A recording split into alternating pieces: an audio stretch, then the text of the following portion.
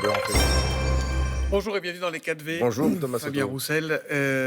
La période est un peu à la recherche de boucs émissaires permanents. Un jour, les agriculteurs sont accusés de polluer. Le lendemain, les écologistes sont accusés de tuer les agriculteurs. Et puis hier, c'est Michel-Édouard Leclerc qui s'est fâché parce que lui dit que la grande distribution sert là encore de bouc émissaire. J'ai été instrumentalisé, j'ai été jeté en pâture. Il a dénoncé une cabale contre la grande distribution. Est-ce que vous le comprenez ?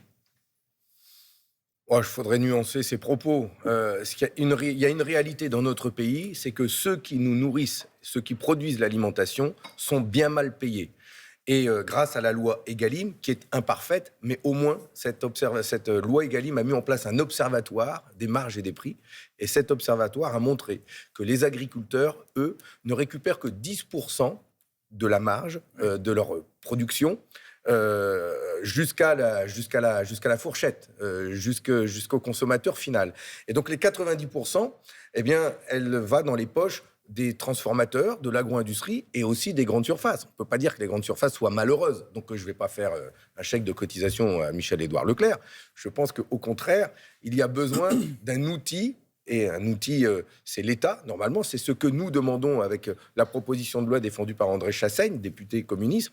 Nous demandons à ce qu'il y ait un coefficient qui rémunère mieux les agriculteurs. Qui est une grille, en fait, pour chaque produit. Voilà, un coefficient multiplicateur. La marge, elle est de temps. Eh bien, chacun aura autant de cette marge et l'agriculteur aura donc un prix rémunérateur, un prix plancher pour ce qu'il produit. Est-ce qu'on n'est pas tous un peu schizophrènes avec ces problèmes d'alimentation, d'achat de nourriture ?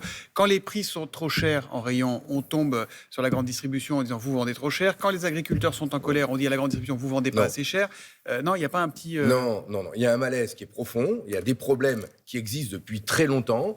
Mais c'est le fruit de choix politiques qui ont conduit à ce que notre souveraineté alimentaire soit autant abîmée. D'abord, ce sont les traités de libre-échange. On en a beaucoup parlé, tant mieux. Mais enfin, ceux qui aujourd'hui... Le Mercosur, pour l'instant, il est plutôt suspendu. Oui, plutôt à l'arrêt. avant de suspendre le Mercosur, on verra bien.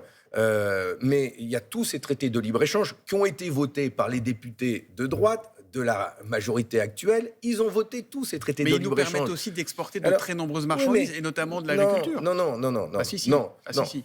Ils nous permettent aujourd'hui d'exporter des voitures allemandes en Nouvelle-Zélande au sacrifice de l'agriculture française. Donc c'est ça ce qui se passe. Ces traités de libre-échange, c'est pas du gagnant-gagnant. C'est l'Europe a le droit d'exporter des produits, mais l'agriculture, et la France est le pays agricole de l'Union européenne, elle est mise elle est soumise à la concurrence déloyale. Donc il faut tout remettre sur la table là-dessus. Bien sûr. Il faut pouvoir mettre en place des coopérations avec d'autres pays, mais il faut que ce soit respectueux de nos filières et de nos filières agricoles. Donc j'ai parlé des traités de libre-échange, mais on peut parler du pouvoir d'achat des Français. Oui. Bien sûr, l'alimentation a un coût. Produire français avec les règles qui sont françaises, ça a un coût, mais pour ça, il faut bien avoir des salaires, des retraites qui permettent d'acheter des produits français qui coûtent plus cher. Le pouvoir d'achat, vous avez raison, c'est la préoccupation numéro un des Français, et même avec une inflation qui augmente un peu moins vite.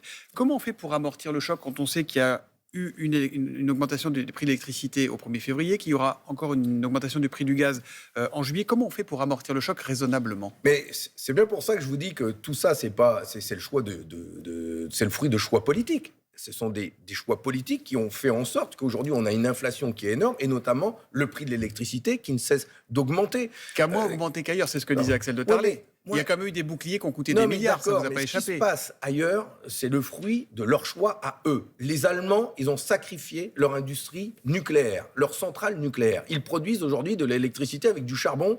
Tant pis pour eux, mais il ne faut pas qu'ils nous le fassent payer. Qu'est-ce que vous faites ? C'est ce qui se passe aujourd'hui. Nous demandons, moi je dis qu'il est possible, largement possible, de diviser par 2, voire par 3, selon les cas, l'électricité produite en France. Nous sommes autosuffisants. Nous produisons suffisamment d'électricité pour répondre à nos besoins. Retrouvons cette souveraineté énergétique. Nous allons mettre ce combat-là au cœur de la campagne des élections.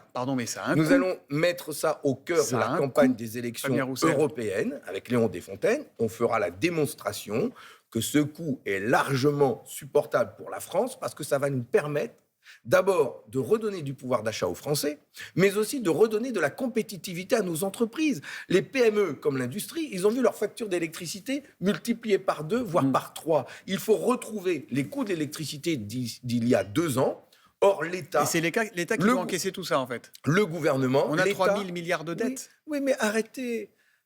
La dette, je vais vous annoncer un chiffre ici, en Oui. exclusivité mondiale Allez-y. internationale. Je vais Allez-y. vous dire, la dette. Axel de Tarlé va suivre ça de près. La dette, sur 10 ans, ces 10 dernières années, nous avons payé 430 milliards d'euros d'intérêts Bah oui. aux banques. Non, mais vous vous rendez compte que dans la dette, 3 000, il y en a 3 000 milliards. Il y a 430 milliards, ce sont des intérêts que nous payons aux banques. Et c'est le principe, pardon Fabien Roussel, Non, c'est le non. principe. Quand on n'a Non. pas d'argent, on Non. emprunte. Quand on emprunte, C'était pas le cas. il faut rembourser Ce et il y a n'était des pas taux le- d'intérêt. Ce n'était pas Donc, le plus cas. on va s'endetter, plus on devra Ce rembourser n'était pas les le intérêts cas de la dette. ce n'était pas le cas quand il y avait une banque de France qui finançait l'économie. Il y a aujourd'hui une banque centrale européenne et nous demandons que la banque centrale européenne prête directement aux États et nous disons même que la banque centrale européenne peut créer aujourd'hui un fonds européen dédié au financement des services publics, de la transition écologique et prête à taux zéro, voire à taux négatif quand il s'agit de répondre aux besoins de l'humanité, aux besoins de chaque pays. Aujourd'hui, on est dans une économie financiarisée qui sert d'abord les intérêts des banques au lieu de servir les intérêts des nations et des peuples. Il faut reprendre le pouvoir sur l'argent. Sinon, effectivement, vous allez me dire, mais ça coûte, on ne peut pas faire ci, on ne peut pas faire ça. Moi, je dis que nous sommes suffisamment riches et nous produisons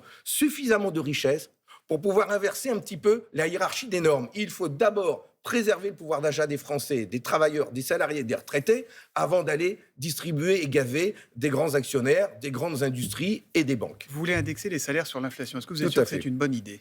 C'est la seule solution aujourd'hui pour pouvoir répondre pour pouvoir revaloriser le travail, pour reprendre leur formule à eux. Sauf que vous savez ce que ça provoque comme effet Mais mécanique. Non. Bah si. Mais vous allez Ça a me déjà dire, été tenté dans les années 70, ça met en route la machine à inflation, ça fait baisser la productivité, Monsieur Soto. les entreprises sont obligées de voter plus cher, donc de vendre plus cher. Monsieur Soto, est-ce que c'est aujourd'hui Monsieur Roussel. Est-ce que c'est aujourd'hui ça qui provoque l'inflation? En tout cas, Tout dans les années mais 70, ce c'était n'est le cas. pas- oui, mais En Belgique, qui Ce pratique n'est ça, pas c'est le cas. où Non. l'inflation Eh est ben supérieure. justement, l'inflation aujourd'hui, les salaires sont indexés en Belgique Mhm. et il n'y a pas une hausse de l'inflation en Belgique plus qu'en France. Elle est légèrement supérieure, mais ce n'est Et pas l'augmentation du pouvoir d'achat est ce moins n'est pas ça importante en qui- Belgique qu'en France. Ce n'est pas ça qui provoque l'inflation en Belgique, à tel point que chez moi, dans ma circonscription qui touche la Belgique, les Français vont travailler en Belgique parce que là-bas, ils sont mieux rémunérés. J'ai été à Matignon samedi. J'ai emmené des salariés pour expliquer à Matignon, au directeur de cabinet du Premier ministre, la réalité de ce qu'ils vivent.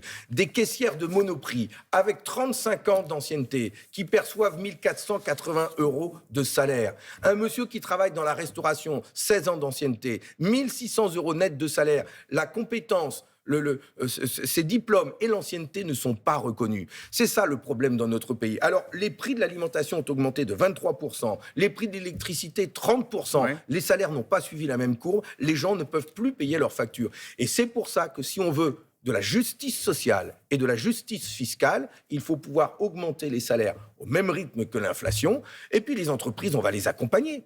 Celles qui distribuent des dividendes, elles ont la possibilité d'augmenter les salaires. Et puis celles qui n'en ont pas les moyens et qui doivent pouvoir être accompagnées. Nous proposons, nous, de moduler les cotisations sociales. Nous proposons de baisser l'électricité Donc vous dites priorité et de leur sur les donner des salaires. marges. On l'entend Et de bien. leur redonner J'ai des une toute marges. petite dernière question pour finir. Il y a encore une polémique avec vos cousins et alliés de LFI. Ça concerne la cérémonie d'hommage national prévue demain aux Invalides, en hommage aux victimes françaises qui ont péri lors de l'attaque terroriste du 7 octobre en Israël.